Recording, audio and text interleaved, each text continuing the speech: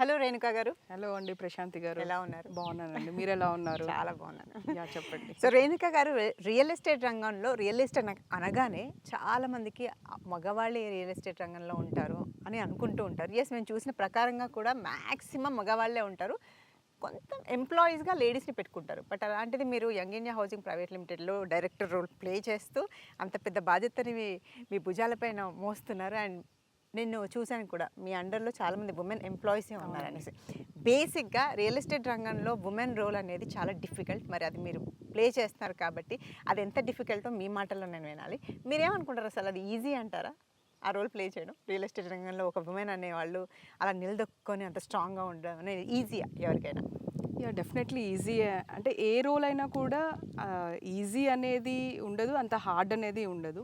It depends upon our mind set అనమాట. Okay. అంటే women ఏ చెయ్యాలి, జెంట్సే ఈ ఫీల్డ్లో ఉండాలి అనేది ఏం లేదు. బికాజ్ ఈ మధ్య చూసుకుంటే మనం సునీత విలియమ్స్ ఎగ్జాంపుల్గా తీసుకుందాం. She went into space 9 days అనుకొని 9 months ఉండాల్సి వచ్చింది. సో ఆస్ట్రోనట్స్ అంటే ఉమెన్కి చాలా టఫ్. ఓన్లీ జెంట్సే దే క్యాన్ ఆ ఫీల్డ్లో ఉండగలుగుతారు అనేది సునీత విలియమ్స్ ద్వారా ఒక మంచి ఇన్స్పిరేషన్ మన అందరికీ, ఉమెన్కి. అవును. సో స్పేస్లోకే వెళ్ళినప్పుడు ల్యాండ్ పైన ఏ ఫీల్డ్ అయినా చేయగలుగుతాం. అందులో జెంట్స్, ఉమెన్ లేకపోతే లేడీస్ అనేది ఎటువంటి భేదాలు లేకుండా. అంటే ఉమెన్ అంటే నా దృష్టిలో ఏంటంటే ఒక శక్తి, ఒక పవర్, అంటే మల్టీ టాస్కర్ అనమాట. ఒక ఉమెన్ని తీసుకుంటే షీఈ్ ఎ మదర్, ఒక డాటర్, ఒక సిస్టర్ ఇల్లా, మదర్ ఇల్లా, ఇన్ని రోల్స్ ప్లే చేస్తున్నప్పుడు రియల్ ఎస్టేట్ అనేది కూడా ఒక చిన్న ఫీల్డ్ మాత్రమే ఇది. సో ఒక ప్రొఫెషన్లో జెండర్ బయాస్ అనేది లేకుండా ఈ రియల్ ఎస్టేట్లో నాకేంటంటే ఫస్ట్ నుంచి రియల్ ఎస్టేట్ అనేది ఒక ఏజెంట్ సిస్టమ్, కమిషన్ సిస్టమ్. ఒక క్లయింట్ని మనము మన నెట్వర్క్లో నుంచి తీయాలి అంటే ట్రేస్ చేయాలి అని అంటే మార్కెట్లోకి వెళ్ళాలి, డోర్ నాకింగ్ చేయాలి, తర్వాత కియోస్ వేసుకోవాలి, ఎగ్జిబిషన్స్కి వెళ్ళాలి, క్లయింట్ ప్లేస్కి ఏ టైం అంటే ఆ టైం, ఆడ్ టైమింగ్స్లో వెళ్ళి డెమోస్ ఇవ్వాల్సి వస్తుంది. సైట్ విజిట్స్ అంటే కూడా ఆడ్ టైమింగ్స్లో సైట్ విజిట్స్, ఒక్కొక్కసారి మార్నింగ్ 5 అంటారు, 6 అంటారు. క్లయింట్ బికాస్ ఏ ఫీల్డ్లో, సేల్స్ ఫీల్డ్లో అంటే రియల్ ఎస్టేట్లోనే కాదు, ఏ ఫీల్డ్లో అయినా కూడా క్లయింట్ ఈజ్ వెరీ ఇంపార్టెంట్. కాబట్టి ఆ టైమింగ్స్కి లేడీస్ అంటే కొద్దిగా ఇబ్బంది అవుతుంది అన్న ఉద్దేశంతో ఈ ఫీల్డ్కి కొద్దిగా దూరంగా ఉండేవారు. కాకపోతే మీరు ఈ ఫీల్డ్లోకి రావడానికి రీజన్ ఏమంటారు మరి? అంటే జనరల్గా ఈ ఫీల్డ్లోకి రావాలి అన్న ఉద్దేశంతో రాలేదు, అది అన్ఎక్స్పెక్టెడ్గా అయింది.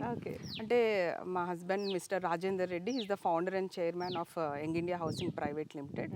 సో ఆయన ఏంటంటే ఆయన మైండ్ సెట్ ఎప్పుడు పార్ట్నర్షిప్తో చేసే మైండ్ సెట్ కాదనమాట. ఏదైనా కానీ సింగిల్గా చేయాలి అనుకుంటా. Okay. So as the project అంటే 2007లో ఎస్టాబ్లిష్ చేసాం కంపెనీ.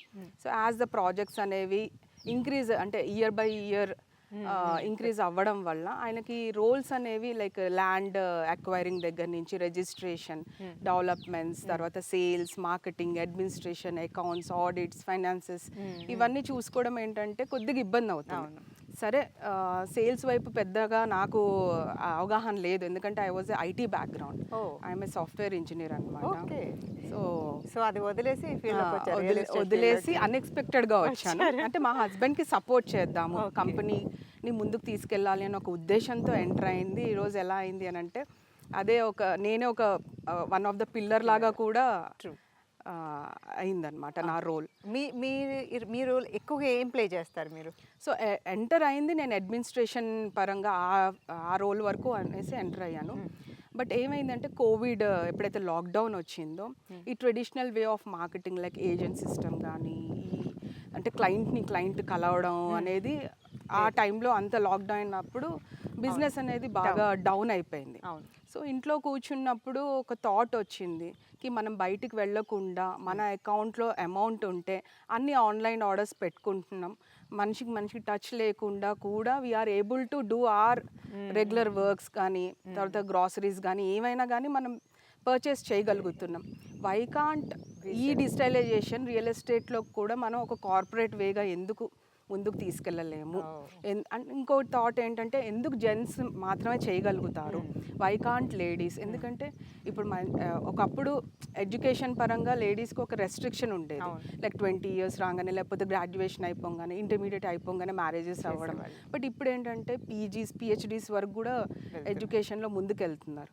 సో అట్లా ఎడ్యుకేటెడ్ ఉమెన్ని తీసుకొని who knows perfectly 3 languages, English, Hindi and Telugu.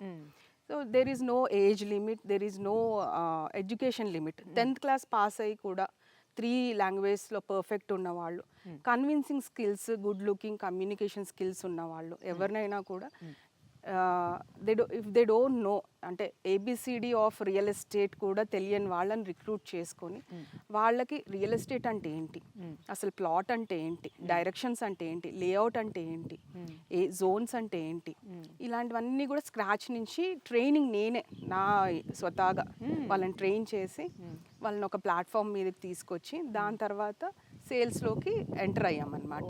So this is all because of the, అంటే నాకైతే కోవిడ్ లాక్డౌన్ అనేది మంచి అవేర్నెస్ని క్రియేట్ చేసింది.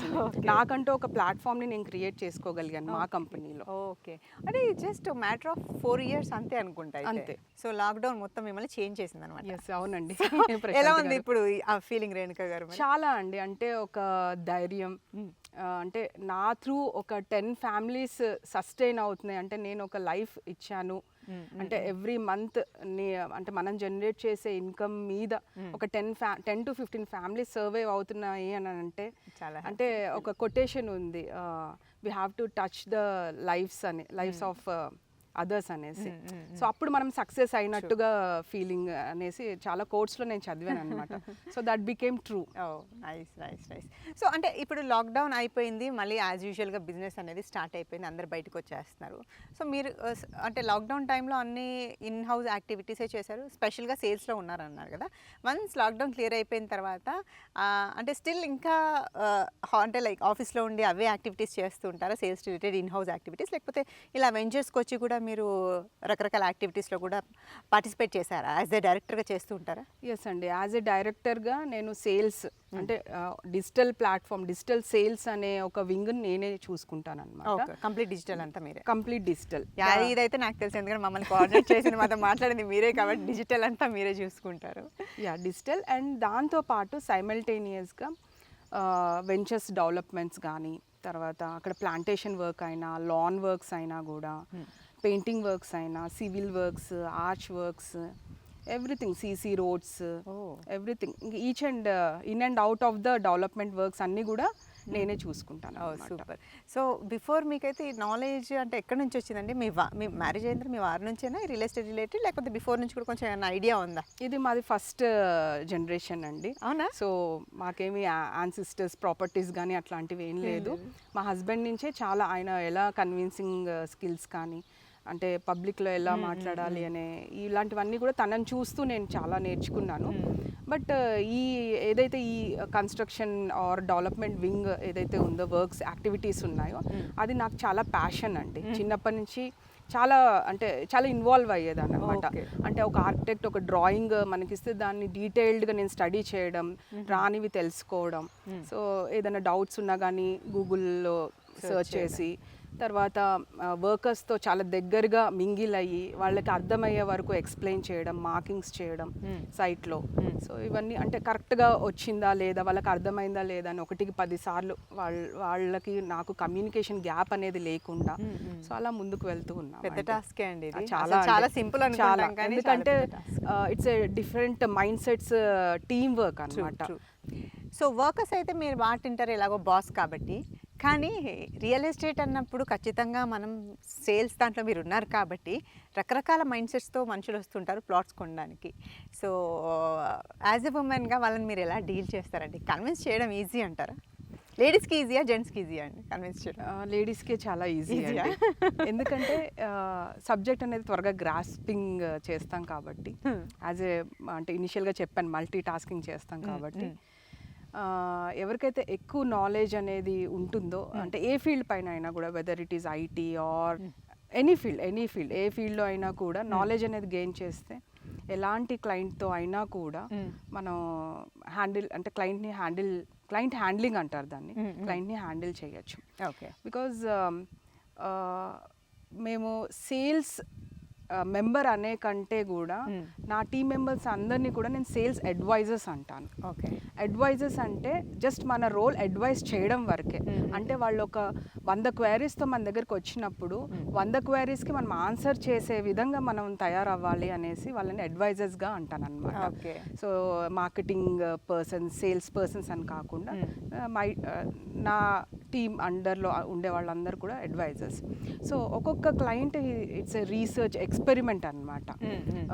కొంతమంది ఏంటంటే అసలు బేసిక్ నాలెడ్జ్ ఆఫ్ ఇన్వెస్ట్మెంట్ లేకుండా మమ్మల్ని అప్రోచ్ అవుతూ ఉంటారు. కొంతమంది అంటే ఓవర్ నాలెడ్జ్తో అప్రోచ్ అవుతూ ఉంటారు. కొంతమంది మీడియం నాలెడ్జ్తో జస్ట్ వెంచర్ బాగుంది, ప్రాజెక్ట్ బాగుంది, మేనేజ్మెంట్ బాగున్నారు, వీళ్ళ టీమ్ మెంబర్స్ బాగున్నారు, అడ్వైజర్స్ బాగున్నారు, వీళ్ళ సర్వీస్ అంతా బాగుంది, వీళ్ళకి మంచి సేల్స్ హిస్టరీ కానీ company history, trustworthy company, హానెస్ట్గా ఉన్నారు అన్న వాళ్ళు ఉంటే చాలు అని అలా అప్రోచ్ అయ్యి వన్ టైం షార్ట్లో కూడా అలా విజిట్ అయిపోగానే అలా బుకింగ్స్ క్లోజర్స్ చేసే వాళ్ళు కూడా ఉంటారు. కొంతమంది ఏంటంటే ఎంత మనం 100 క్వశ్చన్స్ వాట్ ఎవర్ 100 లేకపోతే ఇన్ఫినిటీ నెంబర్ ఆఫ్ క్వైరీస్ ఉండి మనం రిజాల్వ్ చేసినా కూడా వాళ్ళ ఇంటికి వెళ్ళి మళ్ళీ పక్క వాళ్ళతోనో వాళ్ళ ఫ్యామిలీ మెంబర్స్తోనో చెప్పి వాళ్ళ డౌట్స్ని కూడా వీళ్ళ డౌట్ లాగా అంటే వాళ్ళు వెంచర్స్ చూడకపోయినా కూడా వాళ్ళ అడ్వైజర్స్తో వీళ్ళు డీల్స్ పోగొట్టుకునే వాళ్ళని కూడా చూసామన్నమాట. అలా చూసి తర్వాత 1 year తర్వాత మళ్ళీ ఏదన్నా ఇలా డెవలప్ అయిన సేమ్ వెంచర్ని ఇలా డెవలప్ చేశాము అని ఒక వీడియో కానీ అప్డేట్స్ పెడుతూ ఉంటాం అనమాట. మేము ఎవ్రీడే ఏదో ఒక అప్డేట్ వెళ్తూ ఉంటుంది మా సేల్స్ టీమ్ నుంచి.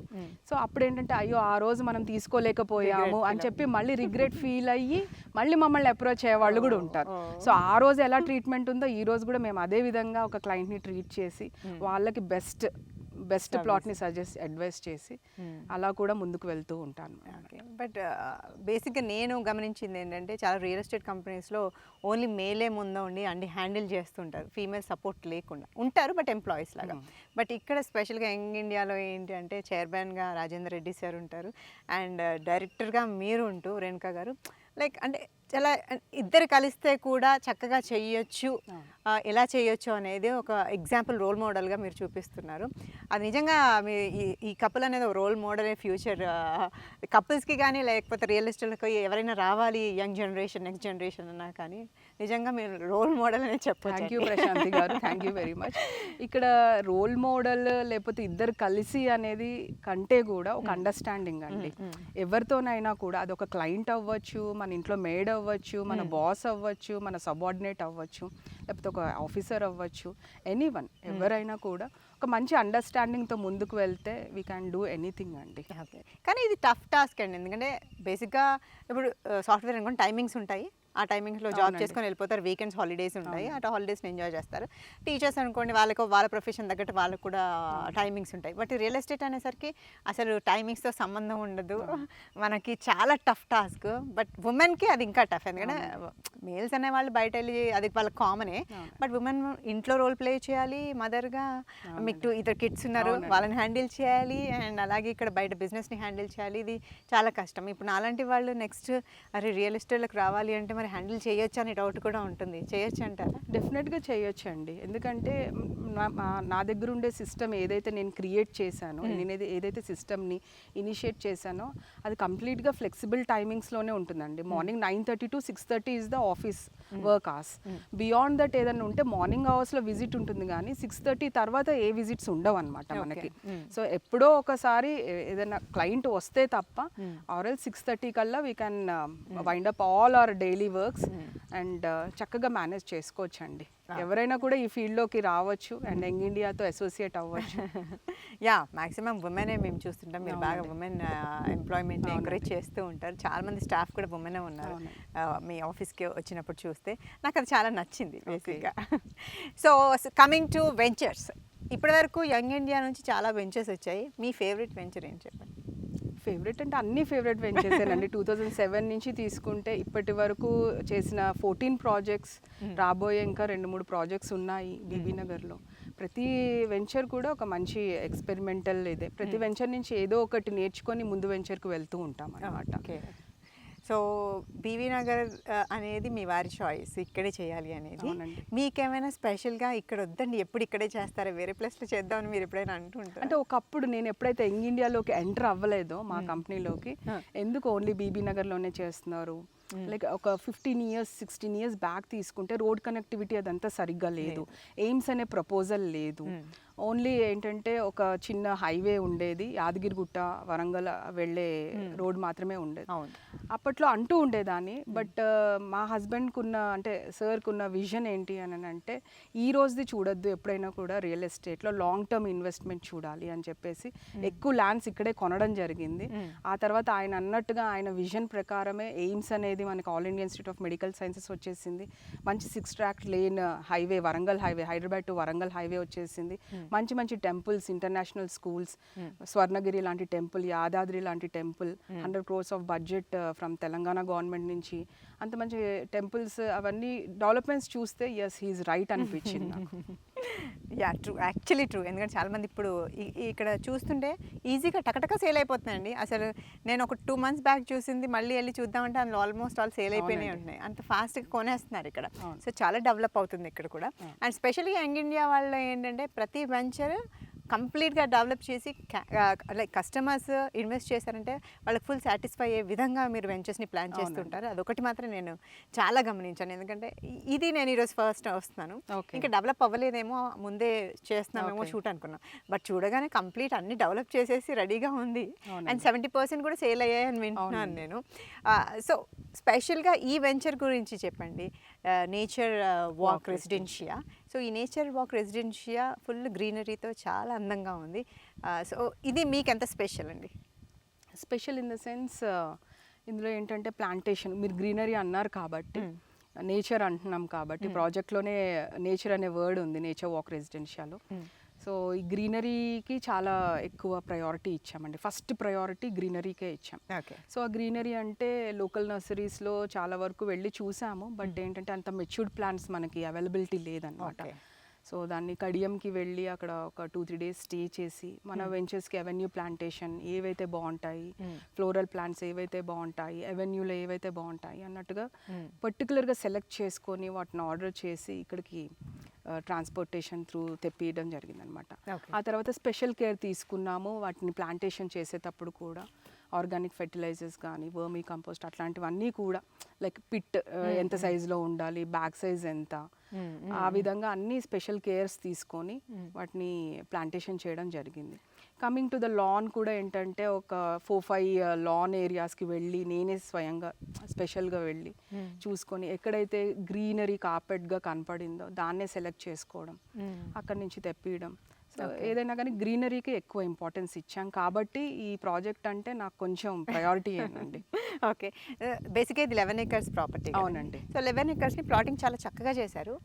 నార్మల్గా ఏంటంటే మేము మిగతా వెంచర్స్ చూస్తూ ఉంటాము, చాలామంది ఏం చేస్తారంటే అదే రాళ్ళు పెట్టేసి దానికి నంబర్స్ వేసేసి స్టోనింగ్ మీ లాంగ్వేజ్లో వేసేసి ఈ ప్లాట్ ఇంత అని సేల్ చేసేస్తారు. దాని తర్వాత దాని మెయింటెనెన్స్ ఉండదు. అసలు దాని లోపల చూస్తే కూడా మాకు ఇప్పుడు ఎలా అనిపిస్తుంది అంటే ఒక కాలనీకి వచ్చినట్టుంది నాకు నిజం చెప్పాలండి. కంప్లీట్గా చుట్టుపక్కల సెక్యూర్డ్గా పెద్ద వాల్స్ వేసేసి మెయిన్ ఎంట్రన్స్ పెట్టేసి సెక్యూరిటీ ఉంది, ఎవ్రీథింగ్ ఉండి ఒక కాలనీకి వచ్చేసాము, జస్ట్ అలా ఆ కాలనీలో వాక్ చేస్తున్నాం అనే ఫీలింగ్ వస్తుంది.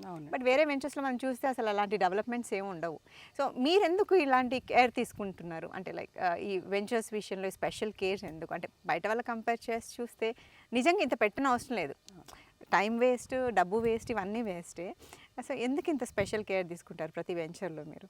అంటే ప్రశాంతి గారు, మెయిన్గా ఏంటి అని అంటే రియల్టర్ మైండ్ సెట్ ఎలా ఉంటుంది అంటే, బేసికల్లీ ఎనీ రియల్టర్ ఈరోజు వెంచర్ ప్రాజెక్ట్ లాంచ్ చేసామా, సేల్ అయిపోయిందా, ఏదో నామినల్గా డెవలప్ చేసామా, ఇంకో ప్రాజెక్ట్ ఇంకో ల్యాండ్ బ్యాంక్ ఎక్వైర్ చేసామా, అక్కడ ఇన్వెస్ట్ చేసామా, మళ్ళీ దాన్ని సేల్ చేసామా, అలా దే విల్ రొటేట్ అనమాట. బట్ మాది ఏంటి అని అంటే ఒక ప్రాజెక్ట్ టేకప్ చేసాము అని అంటే 100% ఫుల్ ఫ్లెడ్జ్డ్గా డెవలప్మెంట్స్ కంప్లీట్ అయ్యాకే ఇంకో వెంచర్ అనేది మేము టేకప్ చేసి లాంచ్ చేస్తాము. సో ఇప్పుడు నేను ఇందాక చెప్పినట్టుగా క్లయింట్ అనేవాళ్ళు వెరీ స్పెషల్. ఎందుకంటే ఆపర్చునిటీ వచ్చినప్పుడే మనం అవును, దాన్ని grab యూటిలైజ్ చేసుకోవాలి. చేసుకోవాలన్నమాట. సో ఆ క్లయింట్ వచ్చినప్పుడు చాలా అంటే మా అడ్వైజర్స్ కానీ యాజ్ ఎ మేనేజ్మెంట్గా నేను కానీ సార్ కానీ ఎండి గారు రాజేందర్ రెడ్డి గారు కానీ చాలా కన్విన్స్ చేస్తాము. ఇక్కడ రాబోయే గవర్నమెంట్ ప్రాజెక్ట్స్ ఏంటి, ఎందుకు ఇన్వెస్ట్ చేయాలి, ఇవన్నీ కూడా వాళ్ళకి అవేర్నెస్ క్రియేట్ చేసిన తర్వాత క్లయింట్ ఇన్వెస్ట్ చేయడానికి ముందుకు వస్తారు. ఇన్వెస్ట్మెంట్ అయిపోతుంది, ప్లాట్ రిజిస్ట్రేషన్ అయిపోతుంది, డాక్యుమెంట్స్ హ్యాండ్ ఓవర్ చేసేస్తాం, అక్కడ వరకు చాలా బాగుంటుంది. బట్ ఆఫ్టర్ దట్ ఆ రిలేషన్ని మనం ఇంకా ముందుకు తీసుకెళ్ళాలి ఫర్దర్గా అని అంటే ఆ ప్రాజెక్ట్ని తప్పకుండా యాజ్ ఏ రియల్ ఎస్టేట్ ఓనర్గా, యంగ్ ఇండియా హౌసింగ్ ఓనర్గా మా ప్రాజెక్ట్స్ని మేము మెయింటైన్ చేయాలన్నమాట. సో అలా అదే సందర్భంలో నేచర్ వాక్ రెసిడెన్షియల్ కూడా ఒక 5 years మెయింటెనెన్స్ అనేది మేము టేకప్ చేసాం. సో ఈ రోజు ఒక క్లయింట్ వచ్చి, ఒక కస్టమర్ వచ్చి మన దగ్గర ఇన్వెస్ట్ చేశారనుకోండి, from the date of registration దగ్గర నుంచి ఒక 5 years పీరియడ్ వరకు మనమే అంటే కంపెనీ అండర్లోనే ప్రాజెక్ట్ అనేది మెయింటైన్ అవుతుంది. మెయింటెనెన్స్ అంటే ఏంటి అంటే అది సీసీ క్యామ్స్ సర్వేలెన్స్ అవ్వచ్చు, లేకపోతే పెయింటింగ్ వర్క్స్ అవ్వచ్చు, ఎలక్ట్రిసిటీ ఏదైనా ప్రాబ్లం వచ్చినా కూడా దాన్ని రెక్టిఫికేషన్ అవ్వచ్చు, overhead water tank to మనకు water supply to each plot అవుతుంది, అది ఏదైనా బ్లాకేజ్ అయినా పైప్స్ ఏదైనా అయినా కూడా వాటి రిపేర్ అవ్వచ్చు.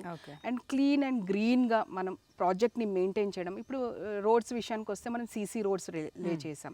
సీసీ రోడ్స్ని ఎప్పటికప్పుడు స్వీప్ చేయించడం కానీ ఇలాంటివన్నీ కూడా ఈ మెయింటెనెన్స్ అండర్లోకి వస్తాయి.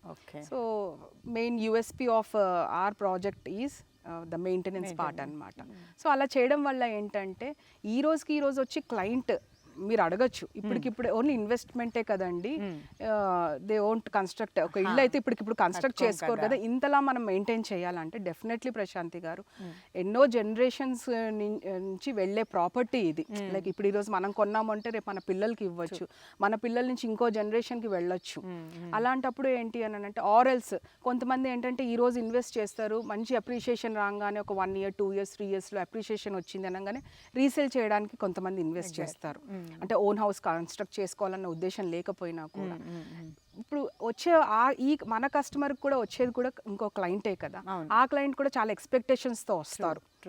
సో వాళ్ళు కూడా చాలా హార్డ్ అండ్ మనీ రూపాయి దాచుకొని ఇన్వెస్ట్ చేస్తారు. కాబట్టి నేను ఎందుకు కొనాలి, ఇక్కడ ఏముంది ఇక్కడ అని చూసుకునే ముందు వెంచర్ ఎలా ఉంది, దీంట్లో ఎమ్యూనిటీస్ ఏంటి, రోడ్స్ ఉన్నాయా, డ్రైనేజ్ సిస్టమ్ ఉందా, ఓవర్ హెడ్ వాటర్ ట్యాంక్ ఉందా, వాటర్ సప్లై ఉందా, బోర్వెల్ ఉందా, సెక్యూరిటీ ఉందా, సో ఎలా ఉంది, అప్రోచ్ రోడ్స్ ఎలా ఉన్నాయి, ఇవన్నీ కూడా వాళ్ళ ఇదిలో పెట్టుకొని అంటే మైండ్లో పెట్టుకొని ఇన్వెస్ట్మెంట్ చేస్తారు. కాబట్టి ఓన్లీ మేమేదో అమ్మేసాం చేతులు దులిపేసుకుందాం అని కాకుండా మా క్లయింట్ కూడా మళ్ళీ రీసేల్ చేసుకోవాలన్నా కూడా కన్స్ట్రక్షన్ చేసుకోవాలన్నా కానీ చాలా హ్యాపీగా చేసుకోవాలి, ఇబ్బంది పడకూడదు అనేసి మా ఉద్దేశం అన్నమాట. Okay, so Nature Walk Residentia yes మీరు అన్నట్టుగానే అన్ని ఎమ్యూనిటీస్తో రెడీగా ఉంది. ఇది ఇప్పుడు అంటే ఇప్పుడు నేను కొనుక్కున్నాను, ఇమీడియట్గా ఇల్లు స్టార్ట్ చేయాలంటే కూడా చేసుకోవచ్చు, ఇంకేమీ చేసేది లేదు. ఒక చిన్న కాటేజ్ లాగా ఆర్ఎల్స్ ఇండిపెండెంట్ హౌస్ లాగా అట్లా చేసుకునే వాళ్ళు చేసుకోవచ్చు. అంటే సిటీకి దూరంగా పొల్యూషన్లో కంజెషన్లో ఎందుకు ఉండడం అని చెప్పేసి ఇప్పుడు ఏంటంటే అంత ఆర్గానిక్ గార్డెన్స్ అనేవి ఎక్కువ ఇదవుతున్నాయి.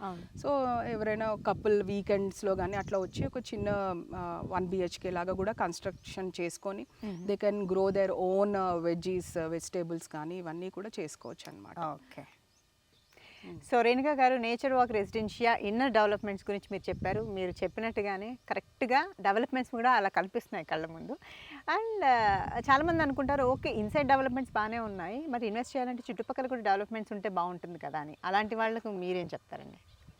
సో అలాంటి వాళ్ళకి అని అంటే ఒక క్లయింట్ ఇన్వెస్ట్ చేయాలి అని అంటే చుట్టుపక్కల డెవలప్మెంట్స్ కూడా మ్యాండేటరీ అండి. ఎందుకంటే అప్రిషియేషన్కి చాలా ప్రయారిటీ బేస్ అనమాట చుట్టుపక్కల లొకేషన్ హైలైట్స్ అనేవి. సో లొకేషన్ హైలైట్స్ తీసుకుంటే మనకేంటంటే వరంగల్ హైవే చాలా దగ్గర, బీబీనగర్ రైల్వే స్టేషన్ కూడా చాలా నియర్ బై అండి. తర్వాత మనకి అర్బన్ పార్క్ అనేసి గవర్నమెంట్ గవర్నమెంట్ అర్బన్ పార్క్ ఉంది. సో అది ఒక 300 acresలో ఉంది. మన వెంచర్ నుంచి జస్ట్ ఒక 1.5 kilometer డ్రైవ్లో. అంటే మీరు కేబీఆర్ పార్క్ గురించి వినే ఉండొచ్చు. సో అక్కడ ఎలా అయితే డెవలప్ చేశారో నేచర్ అనేది నేచర్ జోన్ గ్రీన్ జోన్ ఉండాలి అన్నట్టుగా బీబీ నగర్లో కూడా ఈ చుట్టుపక్కల రేడియస్లో లైక్ సిటీ ఎక్స్పాండ్ అయ్యాక అలాంటి గ్రీన్ జోన్స్ అనేవి తగ్గిపోతాయి అని చెప్పేసి ముందే పార్క్ ల్యాండ్ని రిజర్వ్ చేసి పెట్టారు అనమాట. సో ఆల్రెడీ ఒక 50 acres వరకు డెవలప్ చేయడం జరిగింది. అక్కడ న్యాచురల్గా మన పీకాక్స్ కానీ ర్యాబిట్స్ ఇలాంటివి కొన్ని ఫారెస్ట్కి రిలేటెడ్ యానిమల్స్ కూడా హ్యాబిటేట్ అవుతున్నాయి సౌండ్స్ వినిపిస్తున్నాయి కూడా. సో ఎయిమ్స్ డాక్టర్స్ కూడా చాలామంది మన ప్రాజెక్ట్లో నేచర్ వాక్ రెసిడెన్షియల్లో ఇన్వెస్ట్మెంట్ చేయడం జరిగిందండి. ఎందుకంటే వాళ్ళు రేపు ఫ్యూచర్లో మనకి ఇక్కడ ఇల్లు కట్టుకోవాలన్నా కూడా హాస్పిటల్కి వెళ్ళాలంటే చాలా నియర్ బై ఉంటుంది, ఫ్లోట్ అవ్వడానికి చాలా నియర్ బై ఉంటుంది, ఎమర్జెన్సీ కేసెస్కి ఎప్పుడైనా కూడా అటెండ్ అవ్వచ్చు అన్న ఉద్దేశంతో చాలామంది ఎయిమ్స్ డాక్టర్స్ ఇక్కడ ఇన్వెస్ట్మెంట్ చేయడం జరిగింది. అయితే నైస్ కమ్యూనిటీ ఉంటుంది డాక్టర్స్ అంటే ఇలాంటి ప్రొఫెషన్లో ఉన్న వాళ్ళు ఉంటే ఆ కమ్యూనిటీ కూడా చాలా బాగుంటుంది. సో రైల్వే ఎంప్లాయీస్ కూడా ఉన్నారు మనకు. అలాగే తర్వాత ఇన్ఫోసిస్ పోచారంలో వర్క్ చేసే ఐటీ స్టాఫ్ కూడా ఉన్నారు, ఐటీ ఎంప్లాయీస్ కూడా ఉన్నారు. ఎందుకంటే ఓఆర్ఆర్ నుంచి జస్ట్ 10 kilometers డ్రైవ్లోనే మన ఈ ప్రాజెక్ట్ ఉంది Bibinagar. Okay, so nice. So Renuka గారు, నేచర్ వాక్ రెసిడెన్షియా మీరు అంటున్నారు గట్కేసర్లో ఉంది అని అంటున్నారు కదా. సో ఎగ్జాక్ట్గా నేను ఎవరికైనా చెప్పాలి అని అనుకుంటే ఈ నేచర్ వాక్ రెసిడెన్షియా ఇక్కడ ఉంది అనేసి ఏమని చెప్పాలి? లొకేషన్, ఇది ఎగ్జాక్ట్ లొకేషన్ అంటే గట్కేసర్కి నియర్ బై అండి. గట్కేసర్ నుంచి ఒక 10 kilometers డ్రైవ్లో మనకి బీబీ నగర్ వస్తుంది. బీబీ నగర్ అనే మండల్ హెడ్ క్వార్టర్స్లో మన ఈ ప్రాజెక్ట్ ఉంది Nature Walk Residentia. Okay, so Ghatkesar నుంచి మనకి 10 to 11 kilometers డ్రైవ్ ఉంటుందండి. అలా చూసుకుంటే మనం ఉప్పల్ క్రాస్ రోడ్ నుంచి ఒక 21 kilometers వస్తుందండి మనకి. So Hyderabad to Warangal highway మీద ఉన్న ఉప్పల్ నుంచి అయితే 21 kilometers, గట్కేసర్ నుంచి అయితే 11 kilometers. సో బీబీ నగర్ టౌన్లో ఉందండి ఈ ప్రాజెక్ట్. బీబీ నగర్ టౌన్ అంటారు. ఓకే, సో నార్మల్గా మరి ప్రైజింగ్ ఎలా ఉంటుందండి దీన్ని? ప్లాటింగ్ అయితే అయిపోయింది, చక్కగా రెడీ టు ఆక్యుపై లాగా ఉంది. డెవలప్మెంట్స్ కూడా అయిపోయాయి కాబట్టి ఎక్కువే ఉంటుందా ప్రైజింగ్? అసలు మాకు అందుబాటులో ఉంటుందా, ఎలా ఉంటుందండి? సో ఈ ప్రాజెక్ట్ ఏంటంటే ఒక మిడిల్ క్లాస్ వాళ్ళకు కూడా ఇన్వెస్ట్ చేసే తగ్గట్టుగా ఉండాలి, with all the quality developments ఇన్ఫ్రాస్ట్రక్చర్తో ఉండాలి అని చెప్పేసి డిజైన్ చేయడం జరిగిందండి. సో ప్రైజింగ్ విషయానికి వచ్చేసరికి రైట్ నో వచ్చేసి 13,500 rupees per square yard. Okay, in ఫ్యూచర్లో ఏంటంటే over the period of time ఎలాగో ల్యాండ్ వాల్యూ ఇంక్రీజ్ అవుతుంది కాబట్టి కంపెనీ తరపు నుంచి కూడా డెఫినెట్గా ఇంక్రీజ్ అవుతుంది. సో ఎవరైనా ఇన్వెస్ట్మెంట్ చేయాలి అనుకున్న వాళ్ళకి this is the right time. అంటే తక్కువ ఉన్నప్పుడు ఇన్వెస్ట్మెంట్ చేస్తే రేపు ఎక్కువ ప్రైస్ మేము ఇంక్రీజ్ చేయకముందే వాళ్ళు ఒక ప్లాట్ని సొంతం చేసుకోవచ్చు. కానీ మరి యాజ్ ఎ ఉమెన్గా మీరు ఉమెన్ని ఎంకరేజ్ చేస్తూ ఉంటారు, ఉమెన్కి ఎంప్లాయ్మెంట్ క్రియేట్ చేస్తూ ఉంటారు, వాళ్ళని ఎప్పుడు సపోర్ట్ చేస్తూ ఉంటారు. Maximum Young India Housing private లిమిటెడ్లో విమెన్ ఎంప్లాయీసే ఎక్కువ ఉన్నారు. మ్యాక్సిమం ఎక్కువ ఏంటి అసలు 95% వాళ్ళే ఉన్నారు, లైక్ డ్రైవర్స్ వీళ్ళు కాకుండా. సో స్పెషల్గా ఏమన్నా ఉమెన్కి ఫేవర్గా ఉంటూ ల్యాండ్ విషయంలో వాళ్ళకి మీరు కొంచెం కన్సెషన్ లాంటిది ఏమన్నా అలా ఏమన్నా ఉందా అని అడుగుతున్నాను. మీరు మేము ఇన్వెస్ట్ డెఫినెట్లీ ప్రశాంతి గారు ఉమెన్ అని అంటున్నారు కాబట్టి ఒక చిన్న ఎగ్జాంపుల్ చెప్తాను. మా మదర్ అంటే మేము చిన్నగా ఉన్నప్పుడు ఏంటంటే మా ఫాదర్ ఎక్కువ షేర్స్ అండ్ స్టాక్స్లో పెడుతూ ఉండేవారు అనమాట ఇన్వెస్ట్మెంట్. ఆయనకు వచ్చిన శాలరీ సేవింగ్స్లో, అంటే 1990s స్టోరీ చెప్తున్నాను నేను. బట్ మా మదర్కి ఏంటంటే తను ఒక ల్యాండ్ లార్డ్ డాటర్ అనమాట. అంటే అగ్రికల్చర్ కానీ ల్యాండ్ వాల్యూ బాగా తెలిసిన మనిషి. సో తన దగ్గర నుంచి నేను చాలా నేర్చుకున్నాను. అంటే మా ఫాదర్ తెలియకుండా కూడా ఆవిడ ల్యాండ్ అంటే ఇన్వెస్ట్మెంట్స్ చిన్న చిన్న ప్లాట్స్ మీద ఇన్వెస్ట్మెంట్ చేసేదన్నమాట అప్పట్లోనే. సో అవి ఏంటి అని అంటే ఇప్పుడు మా మ్యారేజెస్ కానీ మా ఎడ్యుకేషన్కి కానీ చాలా సపోర్టింగ్ సిస్టమ్ అయ్యాయి అన్నమాట. సో 1990sలో 10,000 పెట్టిన ప్లాట్ ఇప్పుడు 80 lakhs 1 crore వరకు రీసేల్ చేయడం జరిగింది. మళ్ళీ దాన్ని మేమేం చేసామంటే బీబీ నగర్లోనే మళ్ళీ ల్యాండ్ బ్యాంక్లో పెట్టడం జరిగింది అనమాట. సో అలా ఏంటి అని అంటే ఒక ఎంప్లాయీగా మనం ఎన్ని ఇయర్స్ ఆఫ్ అంటే మనం 30 years 40 years మనం సర్వీస్ని మనం ఎంత సర్వీస్ చేసినా కూడా అంత రిటర్న్స్ అయితే రావు. మేబీ ఇన్ గోల్డ్లో కొద్దిగా రావచ్చు, బట్ ల్యాండ్లో వచ్చినంత మల్టిపుల్ రిటర్న్స్ అయితే దేంట్లో రావు. సో ఆ విధంగా ఈ పాయింట్ని మా మదర్ని కన్సిడర్ చేసుకొని మీరు కూడా ఉమెన్కి ఒక ఆఫర్ ఉంటే బాగుంటుంది అని అన్నారు కాబట్టి సో మేము కూడా ఏంటంటే యంగ్ ఇండియా తరపు నుంచి ఎవరైనా కూడా ఇంట్లో వాళ్ళ డాటర్ అవ్వచ్చు, మదర్ అవ్వచ్చు, లేకపోతే వైఫ్ అవ్వచ్చు, సిస్టర్ అవ్వచ్చు, ఎవరైనా ఉమెన్ క్లయింట్స్కి మేము ఏంటంటే ఒక 50% రిజిస్ట్రేషన్ అనేది ఫ్రీ చేయడంతో పాటు ఒక 2 గ్రామ్ గోల్డ్ కాయిన్ అనేది 22 క్యారెట్ ఆఫర్ ఇవ్వడం జరుగుతుంది. ఓ అది కూడా ఏంటంటే సైట్ విజిట్ చేసిన రోజే బుక్ చేసుకుంటే. ఓకే, సైట్ విజిట్ చేసిన రోజు ఎవరైనా లేడీస్ సైట్ విజిట్ చేసి ఆ రోజు బుక్ చేసుకొని టోకెన్ అమౌంట్ ఇచ్చేస్తే దాంట్లో మీరు 50% రిజిస్ట్రేషన్ ఫీజ్ డిస్కౌంట్ ఇస్తూ and 2 gram 22 carat gold coin. 2 gram 22 carats gold coin అంటే ఇప్పుడు గోల్డ్ చూస్తున్నారు కదా ఎంత పెరిగిపోతుందో, అలాంటిది మంచి గోల్డ్ ఆఫర్ ఇస్తున్నారు రేణుకా గారు. లాస్ట్ క్వశ్చన్ రేణుకా గారు, ఏ ఫీల్డ్ అయినా కాంపిటీషన్ అనేది కామన్, అందులో రియల్ ఎస్టేట్ అంటే టూ మచ్ కాంపిటీషన్ ఉంటుంది. మరి అసలు ఇక్కడ చూస్తుంటే ప్రతి పక్కనే వెంచర్స్. సో రియల్ ఎస్టేట్కి పోటీ, పక్కన వాళ్ళకే పోటీ, ఇంటి పక్కన చుట్టాలన్న వాళ్ళతో కూడా కొంచెం జాగా కోసం కూడా గొడవలు పడుతుంటారు. అలాంటిది మీరు ఇంత పెద్ద వెంచర్స్ మెయింటైన్ చేస్తున్నారు అని అంటే కాంపిటీషన్ కూడా అంతే టఫ్ ఉంటుంది. సో మరి యాజ్ ఎ ఉమెన్గా మీరు ఇంత టఫ్ కాంపిటీషన్ని ఎలా ఎదుర్కొంటున్నారండి? డెఫినెట్లీ ప్రశాంతి గారు, ఏ ఫీల్డ్లో అయినా కూడా కాంపిటీషన్ ఉంటుంది. అలాగే మా ఫీల్డ్లో కూడా, మా ఈ బీబీ నగర్ ఏరియాలో కూడా కాంపిటీషన్ మాకు కూడా కొన్ని కంపెనీస్ ఉన్నాయి. కాకపోతే ఏంటంటే బేసికల్గా మేము ఎవరితో కూడా అంటే వీళ్ళు మాకు కాంపిటీటర్ అన్న ఉద్దేశంతో ఏ రోజు మేము వర్క్ చేయలేదు. యంగ్ ఇండియా కాంపిటీషన్ అండి. సో నిన్నటి యంగ్ ఇండియా ఈ రోజుకి యంగ్ ఇండియాతో కంపీట్ అవుతూ ఉంటుంది, రేపటి young India. So past, present and future. So ఈ యంగ్ ఇండియాతోనే కాంపిటీషన్. సో అది and coming to the competition అని అంటున్నారు కాబట్టి ఫేర్ ఎనఫ్గా చెప్పాలి అని అంటే మేము ఫస్ట్ ప్రాధాన్యత ఇచ్చేది చుట్టూతో బౌండరీ వాల్ అండి. చాలామంది రియల్ ఎస్టేట్ కంపెనీస్లో వాళ్ళు చేసే ప్రాజెక్ట్స్లో ఏంటంటే బౌండరీ వాల్స్కి పెద్ద ప్రయారిటీ ఇవ్వరు అనమాట. లేఅవుట్ చేసేయడం, first roads cuttings, plottings, numbers వేసేయడం. ఇక్కడ చేసిన తర్వాత ఎప్పుడైతే బౌండరీ వాల్ స్టార్ట్ అవుతాయో మేబీ పక్క ల్యాండ్ వీళ్ళ దాంట్లో ఉండొచ్చు, వీళ్ళ ల్యాండ్ పక్క వాళ్ళ ల్యాండ్లో ఉండొచ్చు. ఇలాంటి మర్జర్స్ ఉన్నప్పుడు ఏంటంటే పాపం క్లయింట్స్ ఇన్వెస్ట్ చేసిన వాళ్ళు చాలా ఇబ్బంది పడుతూ ఉంటారు. సో మా కంపెనీ యొక్క యూఎస్పీ ఏంటి అని అంటే ఫస్టే బౌండరీ వాల్. ఏదైతే మేము కొబ్బరికాయ కట్టిన రోజే బౌండరీ వాల్ అనేది ఇనిషియేట్ చేసేస్తాం అనమాట. ఎప్పుడైతే బౌండరీ వాల్ ప్రహరీ అనేది వచ్చేసిందో ఓకే, ఈ వెంచర్ బౌండరీస్ ఇవి, ఈ వెంచర్ ల్యాండ్తో ఇక్కడ ఉండే ప్లాట్స్తో పక్క వాళ్ళ ల్యాండ్కి ఎటువంటి సంబంధం లేదు అన్న క్రిస్టల్ క్లియర్గా క్లయింట్కి అర్థమైపోతుంది అనమాట. So that is the main మా కాంపిటీటర్స్తో మేము కంపీట్ అయ్యే మెయిన్ పాయింట్ ఏంటంటే అదనమాట. ఇంకా కమింగ్ టు ద డెవలప్మెంట్స్ అవన్నీ ఇంటర్నల్గా జరుగుతూనే ఉంటాయండి. అంటే ఫర్ ఎగ్జాంపుల్ బీటీ రోడ్స్ ఉంటాయి. అందరూ బీటీ రోడ్స్, బ్లాక్ టాప్ రోడ్స్తో చేసేయచ్చు. బికాస్ హెచ్ఎండిఏ ఎటువంటి రూల్స్ అండ్ రెగ్యులేషన్స్ పెట్టలేదు కి మీరు సీసీ రోడ్సే వేయాలి, బీటీ రోడ్సే వేయాలి అని చెప్పేసి.